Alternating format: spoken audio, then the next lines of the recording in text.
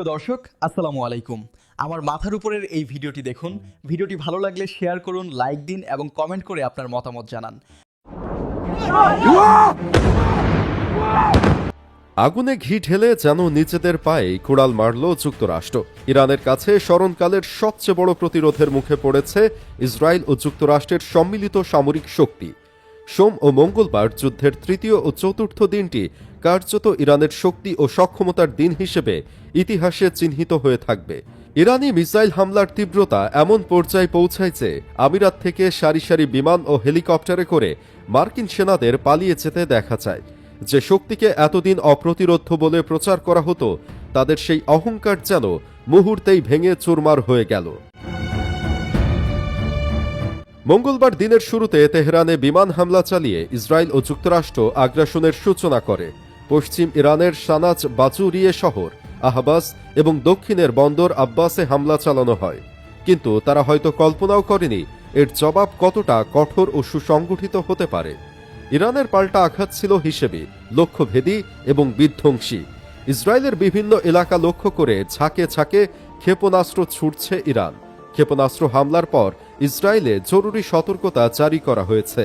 Israeli আকাশ প্রতিরক্ষা ব্যবস্থা ভেদ করে ইরানি মিসাইলগুলো নির্দিষ্ট লক্ষ্যে আঘাত হানে। দখলদার শক্তির ভূখণ্ডে মিসাইল পড়ার সঙ্গে সঙ্গে আতঙ্ক ছড়িয়ে পড়ে।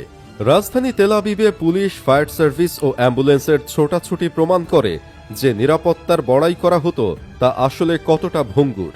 অহংকারের দেয়াল ভেঙে পড়তে শুরু করে বাস্তবতার সামনে।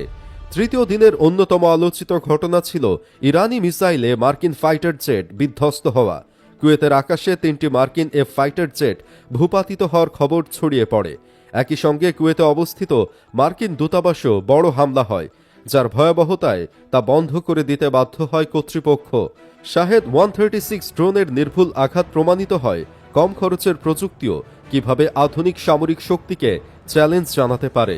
এমনকি ইরানের সস্তা ড্রোন ঠেকাতে গিয়ে যুক্তরাষ্ট্র ও ইসরায়েলের আকাশ প্রতিরক্ষা ব্যবস্থার ব্যয়বহুল ক্ষেপণাস্ত্রের মজুদ দ্রুত ফুরিয়ে যাওয়ার শঙ্কা দেখা দিয়েছে। প্রতিরক্ষা বিশ্লেষকদের মতে তেহরানের এক একটি ড্রোন তৈরিতে খরচ হয় মাত্র $35,000, অথচ সেটি ধ্বংস করতে ব্যবহৃত ইন্টারসেপ্টর ক্ষেপণাস্ত্রের পেছনে ব্যয় হচ্ছে $5 থেকে $40 লাখ পর্যন্ত। মূলত এই বিশাল ব্যয় বৈষম্যই এখন পশ্চিমা সামরিক পরিকল্পনাকারীদের প্রধান উদ্বেগের কারণ হয়ে দাঁড়িয়েছে। এদিকে বাহরাইনে অবস্থিত মার্কিন 5ম নৌবহরও রেহাই পায়নি। একের পর এক মিসাইল হামলায় তাদের স্থাপনা ক্ষতিগ্রস্ত হয়। রসদ সরবরাহের সঙ্গে সংশ্লিষ্ট স্থাপনাগুলো লক্ষ্যবস্তুতে পরিণত হয়। মানামায় সদর দপ্তরের স্যাটেলাইট টার্মিনাল ধ্বংস হওয়ার খবর যুদ্ধের মোড় ঘুরিয়ে দেয়। দীর্ঘদিন ধরে মধ্যপ্রাচ্যে প্রভাব বিস্তারের যে কৌশল চালু ছিল তা যেন ভেঙে পড়তে শুরু করে। মার্কিন মিত্র সৌদি আরবও ইরানের পাল্টা আঘাতের বাইরে থাকেনি। রিয়াদের বিলাসবহুল স্থাপনা এবং গুরুত্বপূর্ণ তেল স্থাপনাগুলো হামলার শিকার হয়। রাজতানুরা রিফাইনারির কার্যক্রম বন্ধ হয়ে যাওয়া বিশ্ব জ্বালানি বাজারে আলোড়ন তোলে। এতে স্পষ্ট হয়ে যায় যে অর্থনৈতিক শক্তিকে ভিত্তি করে প্রভাব বিস্তার করা হয় তাও নিরাপদ নয়। আরব আমিরাতের বিমানবন্দর, সামরিক ঘাঁটি ও আর্থিক কেন্দ্রগুলোতেও আতঙ্ক ছড়িয়ে পড়ে। ইরানের আক্রমণের মুখে অত্যাধুনিক চিনুক, বেল ও অ্যাপাচি হেলিকপ্টার ব্যবহার করে মার্কিন সেনাদের সরিয়ে নিতে দেখা যায়। কোথায় তারা গন্তব্যে গেছে তাৎক্ষণিকভাবে জানা না গেলেও একটি বিষয় পরিষ্কার, প্রতিরোধের সামনে তাদের আত্মবিশ্বাস টালমাটাল। হরমুজ প্রণালী দিয়ে জাহাজ চলাচল বন্ধ রেখে ইরান কৌশলগত অবস্থান স্পষ্ট করে দেয়। নিষেধাজ্ঞা অমান্যকারী তেল ট্যাঙ্কারগুলোর বিরুদ্ধে পদক্ষেপ নেওয়া হয়।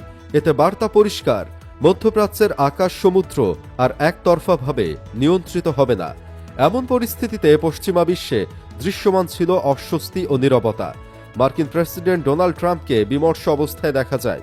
সাংবাদিকদের প্রশ্ন এড়িয়ে তিনি নীরবে সরে যান।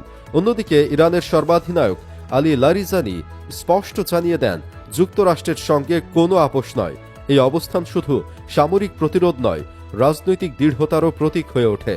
দর্শক, ইরানের এই বিজয়ে আপনি খুশি কিনা কমেন্ট বক্সে জানিয়ে দিন আপনার মতামত। ভিডিও ভালো লাগলে লাইক দিন এবং চ্যানেলটি সাবস্ক্রাইব করুন।